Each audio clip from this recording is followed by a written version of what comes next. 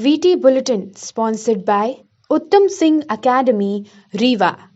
नमस्कार, India times में आपका स्वागत है और आपके साथ में आशुतोष तिवारी हाजिर है VT न्यूज बुलेटिन के साथ। पहली खबर की बात करते हैं।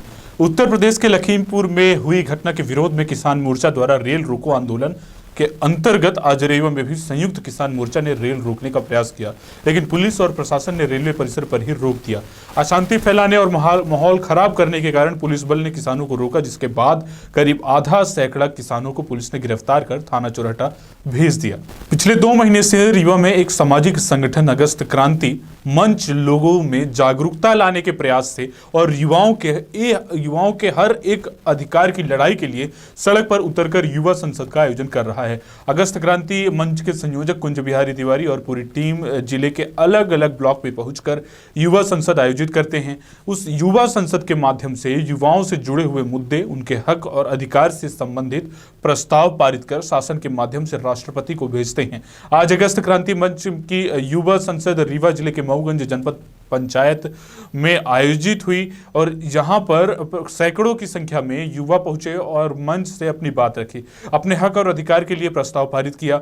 अगस्त क्रांति मंच के संयोजक कुंज बिहारी तिवारी का मानना है कि अब समय आ चुका है कि हम अपने हक और अधिकार के लिए अपनी संसद बनाकर अपने प्रस्ताव पारित करें, क्योंकि जिन्हें हमने चुनकर भेजा है वह निष्क्रिय हो चुके हैं, वह युवाओं की बात नहीं करना चाहते। साथ ही साथ रीवा जिले से जो पलायन दूसरे शहरों में, बड़े शहरों में हो रहा है, उसे रोकने के लिए स्थानीय स्तर पर रोजगार की बेहद आवश्यकता है। अगस्त क्रांति मंच के संयोजक कुंज बिहारी तिवारी ने कहा कि अब सबको एक होकर घर से एक युवा को निकलकर लड़ाई को मजबूत करना होगा, तब जाकर हम अपने हक और अधिकार के लिए खड़े हो पाएंगे। सड़क दुर्घटना में एक फौजी की मौत होने पर सैन्य सम्मान के साथ अंतिम विदाई दी गई। बैकुंठपुर थाना क्षेत्र अंतर्गत ग्राम पाली निवासी सत्येंद्र यादव पिता ब्रिजेश 28 वर्ष दशहरा के दिन सड़क दुर्घटना में घायल हुए थे। नेबुहा मोड़ पर जीप की ठोकर से बाइक में सवार फौजी सत्येंद्र को गंभीर हालात में इलाज के लिए संजय गांधी स्मृति चिकित्सालय में लाया गया था, लेकिन जान नहीं बच पाई। शनिवार को पोस्टमार्टम के बाद पार्थिव शरीर परिजनों को सौंप दिया गया है। रविवार को जबलपुर से सैन्य दल आया और अंतिम विदाई दी।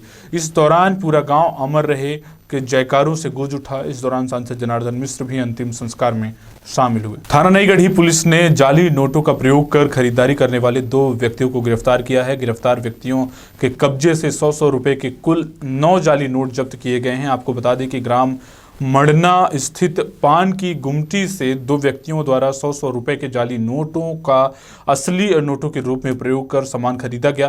दुकानदार को जाली नोट की जानकारी लगने पर दोनों आरोपी मोटरसाइकिल से भागने का प्रयास किए, लेकिन अब आरोपियों को पकड़ लिया गया है और आरोपी धर्मेंद्र पटेल से 100 के 5 जाली नोट और आरोपी गौरी शंकर गुप्ता से 100 रुपए के 4 जाली नोट, कुल 9 जाली नोट जब्त किए गए हैं। जब्त नोटों पर एक ही सीरियल नंबर दर्ज है। दोनों आरोपियों को गिरफ्तार किया गया है। आरोपियों से जाली नोट कहां से मिले हैं, इस संबंध में पूछताछ की जा रही है। सर, ये नकली नोट का मामला सामने आया, कितनी नोटें बरामद हुई है, क्या अब तक कार्रवाई है?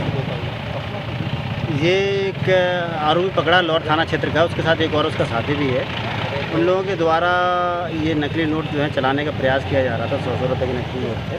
पूछताछ करने पे जानकारी लगी है कि एक राहुल चौधरी नाम से व्यक्ति है जो कोटा तरफ से आ रहा था। 15 अगस्त महीने की बात है ये, और इसके द्वारा उससे संपर्क करके ये 5000 रुपये के नोट लिए गए थे, जिसको इसने 4000 के आसपास नोट दिए थे कुछ काट के। इसका कहना जो नोट लिए गए थे इससे, उस नोटों में इसने 1000 रुपये तो वहाँ बोले डर के कारण जला दिए थे, जिस अभी स्टेटमेंट दे रहा है ये। बाकी कुछ नोट यहाँ लेके आया था और उन नोटों को दुर्गा प्रतिमाओं पे, छोटी छोटी दुकानों पर 100 रुपये का नोट जो चलाने का प्रयास कर रहा था, जिसमें 10 रुपये का गुटखा ले लिया, सिगरेट ले ली और बाकी उससे छुट्टा पैसे वापस ले लिए। जब ये पकड़ा गया तो इसका कहना था कि उसने मुझे ऐसा दिया था। ये इंदौर में ITI का एक फिटर मैकेनिक है और इसका कहना है कि वो किसी कंपनी में काम करता था। उस काम के सिलसिले में जब दिल्ली गया हुआ था तो दिल्ली में इसका संपर्क इस राहुल नाम के व्यक्ति से हुआ था, तभी उसने इस तरह का इसका ऑफ़र किया हुआ था। उसके बाद वो 3-4 साल इसके संपर्क में नहीं रहा। अभी जब ये लॉकडाउन हुआ, लॉकडाउन से ये वापस अपने यहाँ आ गया।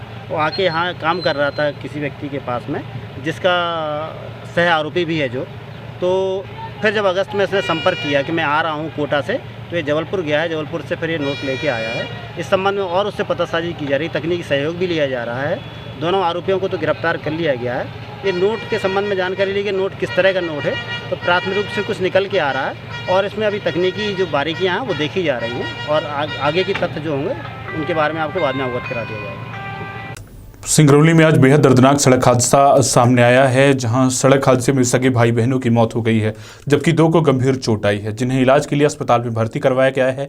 घटना के बाद आक्रोशित लोगों ने सड़क पर जाम लगाकर नियंत्रित यातायात को दुरुस्त करने की मांग की और इसके अलावा सिंगरौली जिले के बैढ़न कोतवाली थाना क्षेत्र अंतर्गत आने वाले खूटार इलाके में पहले 2 मोटरसाइकिल सवार आपस में टकरा गए और जैसे ही मोटरसाइकिल सवारों की आपस में टक्कर हुई, पीछे से आ रहे तेज रफ्तार हाईवा ने सड़क पर घायल पड़ी मोटरसाइकिल सवारों को रौंद दिया। इसके बाद में 2 भाई बहन हाईवा की चपेट में आगे जाने की वजह से सड़कों पर ही दर्दनाक उनकी मौत हो गई, जबकि इन दोनों मृतक भाई बहनों की बच्चों की हालत गंभीर बनी हुई है, जिन्हें इलाज के दौरान बैढ़न के ट्रामा सेंटर में भर्ती करवाया गया है। घटना के बाद गुस्साए लोगों ने सड़क मार्ग पर जाम लगाकर प्रदर्शन के बाद मौके पर पहुंचकर एसडीएम की समझाइश के बाद जाम खुल सका है। जैसे कि जानकारी मिली 7 के आसपास की घटना है, जिसमें एक पुरुष और एक महिला की मृत्यु हो गई है और उनके 2 बच्चे हैं जो इलाज के बाद अभी ठीक स्थिति में हैं। दोनों मृतकों के शरीर को मर्चुरी में रखा गया है, जिसमें आगे की कार्रवाई होगी और इसके बाद जो भी इन्वेस्टिगेशन में आएगा उसके आगे कार्रवाई की जाएगी। ग्रामीण द्वारा यहाँ चक्का जाम की स्थिति बना दी गई थी। आप देख ही रहे हैं कि यहाँ पर कुछ लोग खड़े थे और रोकने की कोशिश कर रहे थे, लेकिन हमारे साथ CSP साहब, DI साहब, तहसीलदार लोग आए और उनको समझाइश देकर रास्ता क्लियर है और आवागमन सुचारू रूप से चल रहा है। ठीक है, दुर्घटनाएँ नहीं रुक रही है। इसमें जो वाहन मालिक है, जो 2 व्हीलर और 4 व्हीलर से चल रहे हैं, उनको भी समझाइश दी जाती है लगातार, और भी इसमें जो भी बंद निकल के आएंगे उस पर चर्चा करके उनको नियम के अनुसार ढालने की कोशिश करेंगे। और ये कोई जानकारी मिली है सर? अभी तक वाहन के बारे में जानकारी नहीं मिली। परिजनों को मुआवजे की बात कहाँ कर रहे हैं? अभी मुआवजे की बात तो अभी फिलहाल जो भी उनका सैंपल कार्ड है चेक करवाया जा रहा है और उसके बाद जैसे भी आगे निकल के आती है जानकारी उसके अनुसार मुआवजे की प्रक्रिया। जिला अस्पताल सह ट्रामा सेंटर के औचक निरीक्षण पर पहुंचे सिंगरौली कलेक्टर राजीव रंजन मीणा ने अस्पताल में चल रहे निर्माण कार्यों का जायजा लेते हुए संविदा एजेंसी को 10 दिन के अंदर सभी कार्यों को पूरा करने के सख्त निर्देश दिए हैं। निरीक्षण के दौरान लैब में जो भी टेस्ट रिक्वायरमेंट हैं वह सभी टेस्ट विधिवत रूप से चलें। इस दौरान यदि कोई समस्या आती है तो उसकी जानकारी उपलब्ध कराने के निर्देश भी CMHO को दिए हैं। जिला अस्पताल में किसी भी तरह की लापरवाही बर्दाश्त नहीं की जाएगी। इसके साथ ही चल रहे निर्माण कार्यों में संविदाकारों को सख्त लहजे में 10 दिन के अंदर कार्य को पूरा कर भवन को हैंड ओवर करने के दिशा निर्देश दिए गए हैं।